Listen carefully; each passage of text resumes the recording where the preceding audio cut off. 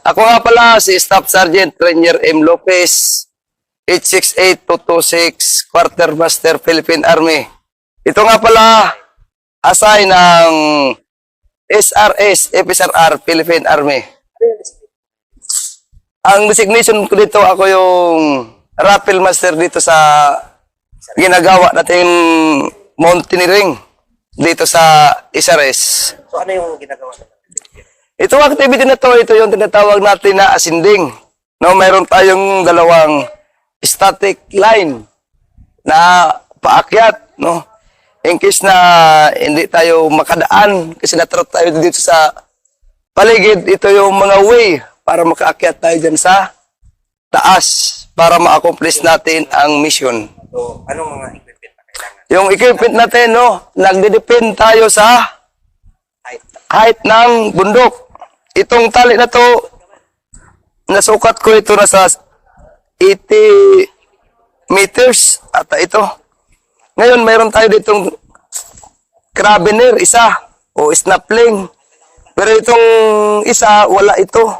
Kasi hindi naman to kailangan batakin kasi dito dumadaan yung tinatawag natin na prosek. Prosek, hindi mo ko sa inyo kung at ito yung dadaan sa estudyante natin. Dito gagawa ko siya ng prosek at buline. Ito yung mga safety natin. Anong purpose para hindi? Itong purpose na to, in case na makabitaw siya, magkukusa ito magbibrake. Kahit anong gawin natin, hindi siya babagsak. Ngayon, pagliwag natin ito, kusa siya na aakyat. Kaya kailangan naka-attach dito sa malambot, ito yung matigas, dito talaga umawak yung ano natin, taga-akyat. So naka-attach sa katawan ba yan? Naka-attach sa katawan, ito, may tinatawag tayo na safety line, buline. Yung haba naman itong ginagamit natin is 4 feet. Anong tawag?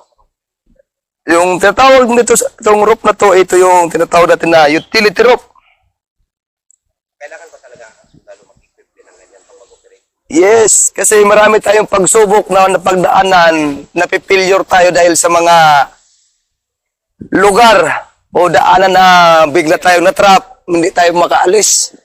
Ngayon, kung nakikita mo itong mga paligid na to, paano kung ganyan tayo natrap, hindi tayo makadaan, kaya ito ginagamitan natin ng tali para ma-accomplish natin ang mission.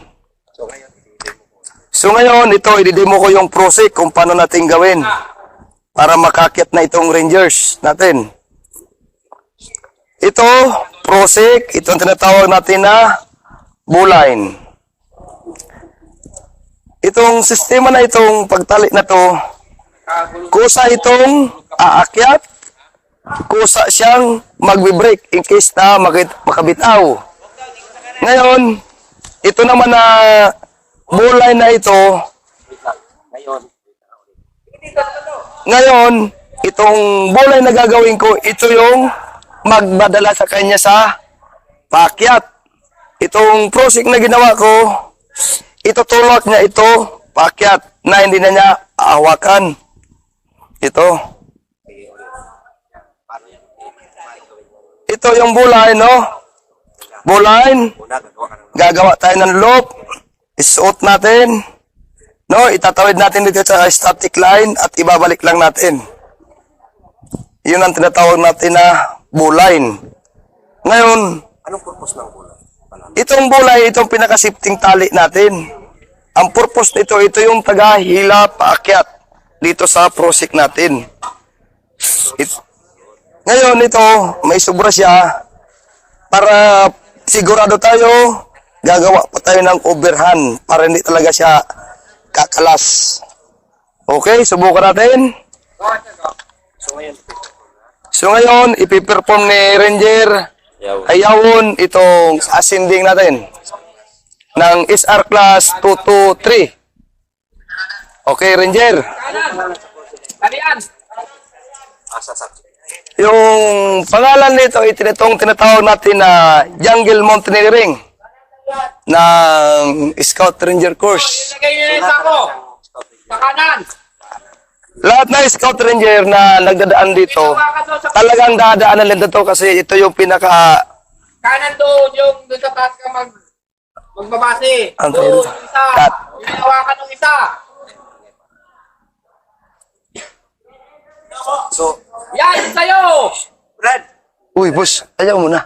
Sir. so, Master, kailangan ba talaga Sir. saan mga ranger natin? Yes. Ito kasi yung mga special skill ng Ranger. Number 1 ito. Kahit walang madaanan, gagawa ng paraan para makaakyat tayo sa taas na yan. Kasi andyan yung tinatawag natin na impo o kaya andyan ang mission natin para ma-accomplish kung sakali. Kaya dito sa Matarik na to, dito dadaan para tactical natin na makuha yung kalaban sa taas. So ngayon, di muna natin yung pag-akyat para sa itong dito hawak, iho sa matigas. Oh, Balik mo na, Master. Ngayon, makikita ko muna yung ito. pagtali sa baril, kung paano magtali sa disco. Ito, baba. So, kanina, in-explain ko yung pag-set up. Ngayon, in-explain ko naman sa tao. Yung pag-set.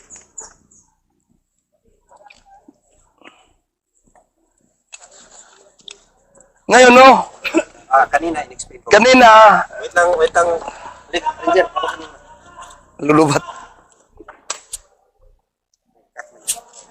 Kanina, in-explain ko yung paano yung setup para makapag-ascending tayo. Perform. Ngayon naman, in-explain ko naman sa part ng tao na nakawin. Ito, Okay, Na- ulit. Kanina, na-explain natin kung paano i-set up, paano i-connect sa tao, at paano aakyat. No, itong baril na to, linagyan natin ng utility rope kasi isabit natin sa katawan ng tao. Ito, ang ginawa lang natin dito, butterfly. At dito, ang tawag ito is square knot. Yan yung ginawa natin. pwede mong mati mo, Master, para Okay, hindi mo natin.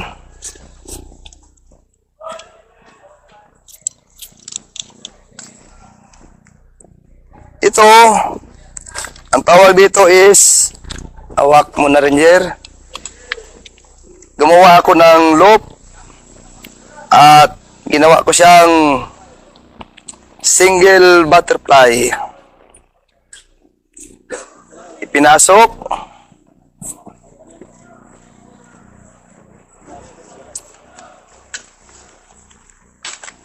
Yun. At dito, square knot.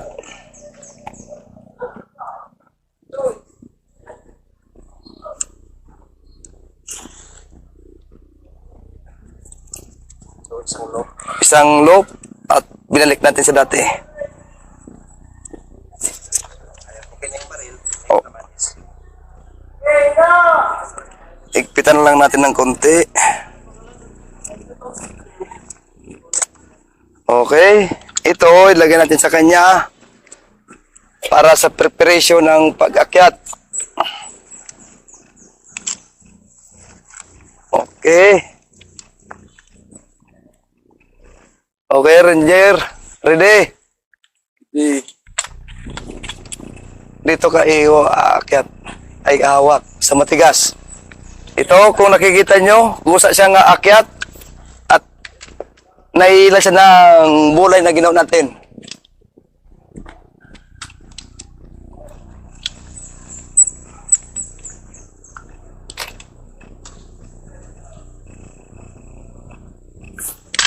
ayan.